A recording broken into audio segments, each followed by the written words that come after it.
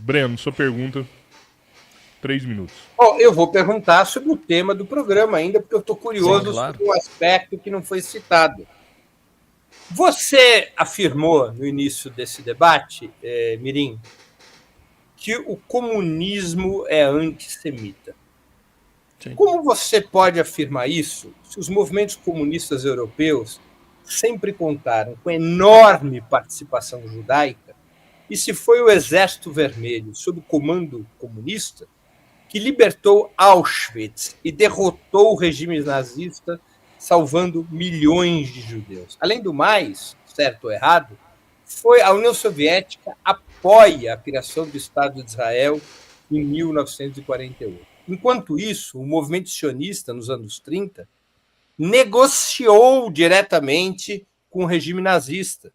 O Acordo Havará, eu não sei se você conhece esse episódio, o Acordo Havará, assinado em 1933 entre a Federação Sionista da Alemanha e o governo de Hitler, facilitou a imigração de judeus alemães ricos para a Palestina, ao mesmo tempo em que boicotava o esforço internacional de isolamento ao nazismo. E há registros históricos, inclusive de líderes sionistas, admitindo que o objetivo principal do sionismo não era salvar vidas, em geral, durante o nazismo, mas principalmente garantir que os judeus fossem direcionados à Palestina. Então, como é que você pode ignorar essa história de colaboração e ainda acusar o comunismo, que lutou contra o nazismo, que deu sua vida nos campos de batalha e nos campos de concentração, de ser antissemita? É muito simples, muito simples. Nós não temos apenas toda a formulação da identidade nacional judaica como reacionária, como sendo problemática do ponto de vista da colaboração por capitalismo. Nós não temos apenas uma série de visões que, de uma forma ou de outra, deslegitimam, desumanizam o processo civilizatório dos judeus. Nós não temos apenas dezenas de caracterizações indevidas dos judeus como figuras extremamente voltadas a uma certa avareza. Não é só isso que permeia o comunismo. Você sabe, e nesse sentido o consenso está comigo. Isso é muito importante. O consenso aqui está comigo. Se em várias questões nós temos o consenso acadêmico em sentido contrário, não é algo a ser discutido academicamente, já que você quis usar esse termo várias vezes, que a União Soviética teve uma postura extremamente antissemita. Perseguiu os judeus a partir de 1967, proibiu eles de saírem, de adquirirem cidadania. Você não sabe disso? É que é mentira, não é que eu não sei. Então você sabe que eu estou com um consenso. O consenso é que a União Soviética... Você quer liberdade para mentir. Não, como assim? Você acha que eu deveria ter liberdade de falar isso? Você é um mentiroso. Mas não é o consenso, não? Acadêmico? Não há. Não há um consenso acadêmico de que a União Soviética fez uma campanha extensa de perseguição aos judeus. Não há. Não há um consenso. Não há. Não existiu a proibição de... Tudo bem, vou seguir, tá bom? Vou seguir. Há um consenso acadêmico de que esse é o caso, e depois vocês podem pesquisar. Você pode pesquisar por conta própria. A criação de uma matéria chamada sinologia, a criação de uma série de restrições legais à possibilidade de identificação da legitimidade do Estado de Israel. Nós tivemos não apenas uma, duas, três, 4 declarações, mas centenas de declarações da União Soviética não reconhecendo o Estado de Israel. Nós tivemos, inclusive, a votação que foi encabeçada pelos sovietes para que o sionismo fosse considerado racismo. Nós temos, historicamente, uma série de medidas que, inclusive, traduz-se sob a forma de um consenso de como, inclusive com caracterizações típicas, os judeus com narizes grandes em revistas soviéticas de grande circulação. Não são poucas todas as medidas, e ele sabe, nesse sentido, que o histórico fundamental é esse.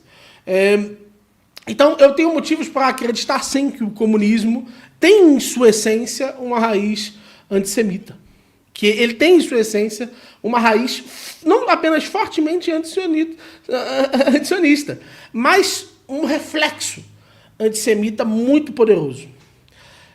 É tão sério, para vocês terem ideia, que a União Soviética disse várias e várias vezes que não aceitava uma solução de dois países. E até mesmo o pai do sionismo, ele pediu ao sultão local, um sultão árabe, que fosse suzerano do seu território. Ele queria que o Estado de Israel fosse vassalo do território do sultão. Então, quando a gente vai comparar a intensidade do fenômeno sionista com aquilo que foi discutido e de alguma forma avançado na União Soviética, nós temos uma série de estudos antisionistas, antissemitas, em sua formação, sobre todos os critérios que a gente conversou hoje. A gente tem, inclusive, que boa parte dessas teses que ele está levantando aqui, o Branco está levantando aqui, são teses que iniciaram com centros avançados de estudo na União Soviética.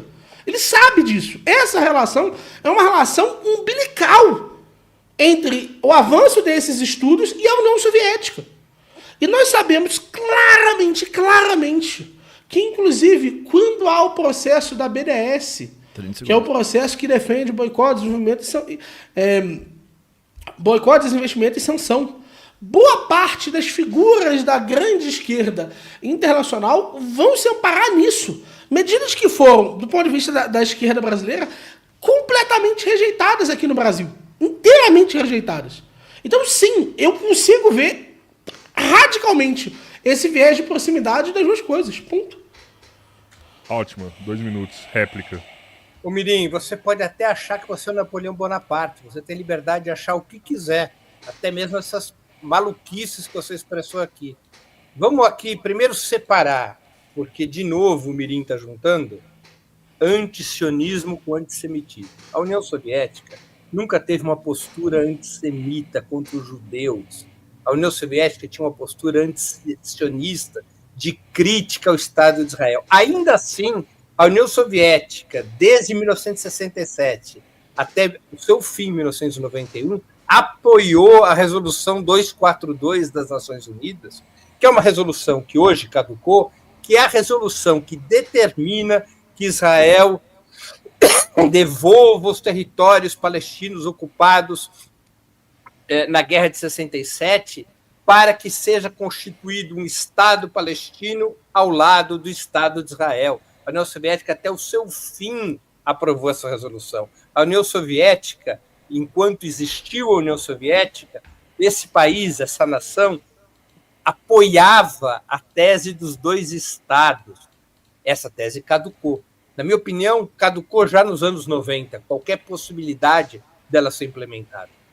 Então você falta com a verdade. Você falta com a verdade tanto quanto faltaria se dissesse que é Napoleão Bonaparte, ou de que é o Gengis Khan. A União Soviética, sempre, depois de ter apoiado a criação de Israel em 1948, a partir do início dos anos 50, a União Soviética passa a adotar uma postura crítica ao sionismo e passa a forjar uma aliança com os palestinos e com países árabes para combater o regime colonial e racista, o regime de apartheid no qual Israel foi se constituindo. É antisionismo, não é antissemitismo. Você confunde as coisas, já não sei mais se por ignorância ou má fé, você confunde as duas coisas. A União Soviética foi decisiva para libertar o mundo do nazismo e para libertar os judeus dos campos de concentração. Nenhum outro país colaborou tanto para a libertação do nazismo e para a libertação dos judeus dos campos de concentração que a União Soviética. Na história da União Soviética, são milhares e milhares de judeus que foram dirigentes comunistas, que entregaram sua vida para a causa do socialismo, milhares e milhares de judeus. O que você conta é uma história da carochinha, o que você conta é uma história que não tem fundamento na verdade, é uma história enrolada, mal contada e mentirosa. Você vai negar que existem milhares de... Não, falando sério aqui, cá entre nós rapidamente. Vai negar que existem milhares de relatos sobre perseguição dos judeus na União Soviética? De verdade. Existem relatos de perseguição de judeus na União Soviética. E se você vai negar que eles são praticamente a regra, que eles são sistemáticos, que vou até negar mesmo... Sim, vou negar. Então tá bom. É isso aí.